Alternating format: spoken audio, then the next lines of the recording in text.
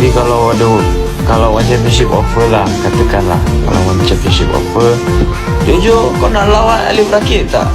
Aku akan cakap tak nak One Championship. Apa benefit aku lawan orang Malaysia sendiri?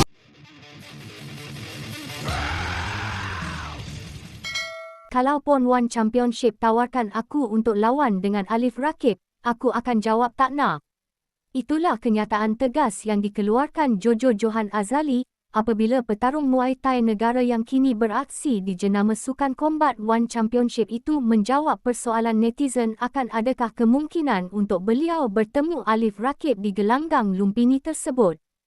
Menerusi potongan video live yang dikongsikan di akaun TikTok One Muay Thai Malaysia itu, Jojo mendedahkan tiada faedah untuk bertemu lawan sesama negara di dalam gelanggang berkenaan dalam usaha untuk menaikkan nama negara di pentas dunia Muay Thai. Tak lawan Alif Rakib, tak ada bro, tak ada. Alif sekarang lawan berat 56, 57 betul, tak tahu lah. Aku lawan berat 61. Tapi kalau One Championship offer lah, katakanlah kalau One Championship offer, Jojo kau nak lawan Alif Rakib tak? Aku akan cakap tak nak One Championship. Apa benefit aku lawan orang Malaysia sendiri?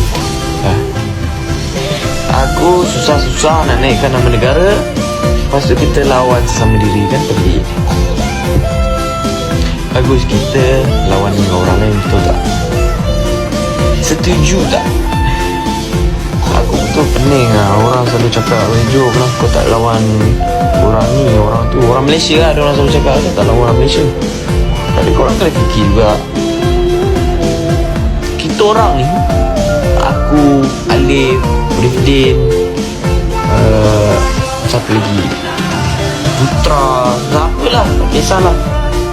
Kita orang memang target kita nak naikkan nama negara lah. So kalau kita lawan sesama diri macam tak logik lah pula kan. Kita lawan negara lain,